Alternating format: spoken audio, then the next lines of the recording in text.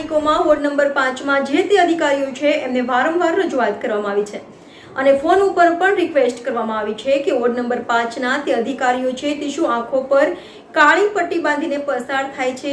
શું કે કોર્પોરેશન ઘોર નિંદ્રામાં છે? હેમંતભાઈને જે વોર્ડ નંબર 5ના અધિકારી છે એમના સાથે પણ વાતચીત થઈ હતી અને હેમંતભાઈએ 2-3 દિવસનું કહ્યું હતું કે કામ થઈ જશે, પણ હજુ સુધી નથી થયું. હવે શું કરવાનું સ્થાનિકોએ કહ્યું છે.